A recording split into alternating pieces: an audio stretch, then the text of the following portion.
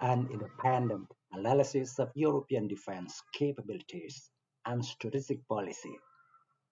The fiscal architecture of modern air power often reveals more about a nation's long-term strategic trajectory than its stated foreign policy doctrines. When the Italian Ministry of Defense recently revised the projected cost of its participation in the Global Combat Air Program to 18.6 billion euro, the adjustment represented something far more significant than a mere budgetary correction or the result of inflationary pressures. This figure, which nearly triples the initial estimates, signals a fundamental restructuring of Italy's defense priorities. It effectively locks the nation into a path of high-intensity technological competition that will define its military posture through the mid-century. This financial commitment creates a gravitational well within the defense budget. It inevitably distorts resource allocation across other domains and raises critical questions about the balance between industrial sovereignty and operational flexibility. The scale of this investment becomes apparent when juxtaposed with the parallel procurement of the F-35 Lightning II, a program that has historically absorbed the lion's share of capital expenditure debates in Rome.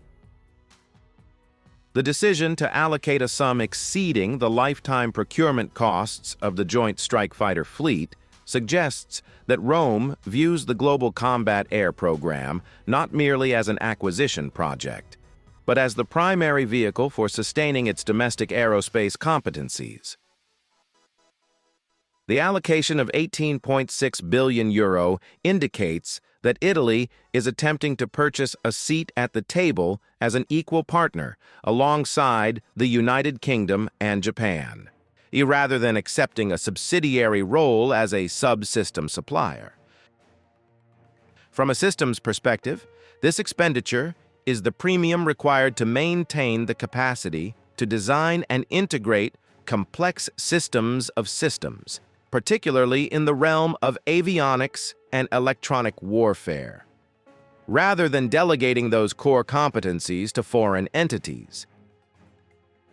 This ambition, however, introduces acute structural tension within the wider Italian defense apparatus.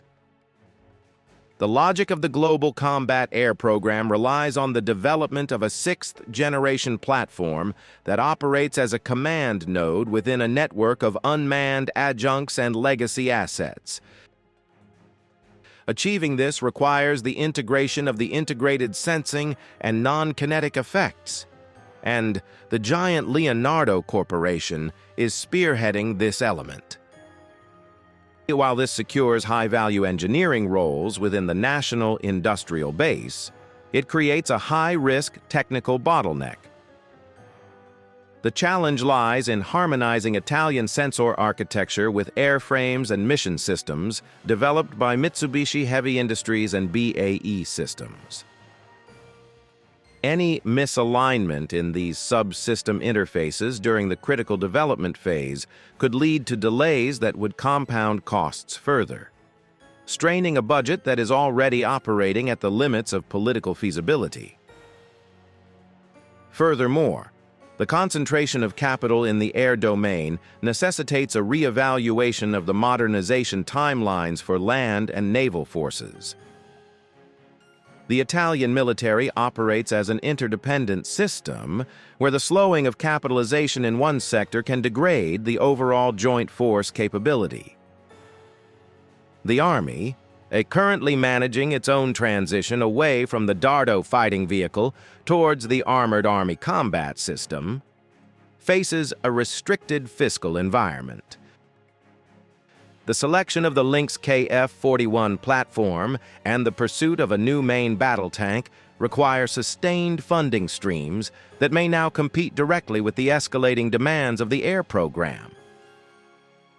If the Global Combat Air Program absorbs the available discretionary capital for modernization, the land component risks a period of stagnation, relying on legacy platforms that are increasingly obsolete in the face of high-intensity threats observed in Eastern Europe. A similar dynamic affects the maritime domain, where the concept of the enlarged Mediterranean requires a naval force capable of persistent presence and area denial. The allocation of resources to a platform designed for peer-state air dominance implies a prioritization of high-end warfare capabilities over the constabulary and littoral security missions that frequently occupy the Italian Navy. There is an operational trade-off here between securing the high skies of 2040 and managing the maritime instability of the 2020s. The opportunity cost of the €18.6 billion investment is measurable in the number of frigates not built, or the amphibious capabilities that may be delayed, suggesting a shift in strategic focus from immediate regional management to long-term power projection capabilities. The trilateral nature of the program adds another layer of complexity to this systemic analysis. While political rhetoric emphasizes partnership, the industrial reality is competitive. See, the United Kingdom and Japan possess larger defense budgets and more robust fiscal buffers to absorb development shocks. Italy, with the smallest economy of the trio, holds the weakest hand in the event of cost overruns. To maintain its work share and leverage over the final configuration of the platform, Rome must match the funding tempo of its partners. This creates a rigid path dependence. The Ministry of Defense cannot easily de-escalate its commitment without forfeiting the industrial gains already made. The program thus becomes a strategic straitjacket, forcing continuous investment regardless of changing domestic economic conditions or shifting threat landscapes. From an operational standpoint, the introduction of the Global Combat Air Program platform will demand a transformation in pilot training, maintenance infrastructure, and data processing capabilities that extends well beyond the airframe itself. The concept of operations for a sixth-generation fighter relies on the ability to process vast amounts of data in real time, requiring a robust digital backbone that Italy must build in parallel with the aircraft. The risk is that the hardware acquisition outpaces the organizational capacity to exploit it, resulting in a technologically advanced platform that cannot be employed to its full potential due to deficits in the supporting information architecture or personnel readiness. Ultimately, the trajectory of the Global Combat Air Program illustrates the profound dilemma facing medium-sized powers in the current era of defense technology. At the entry price for sovereign participation in top-tier aerospace development has risen to a level that requires the subordination of other military priorities.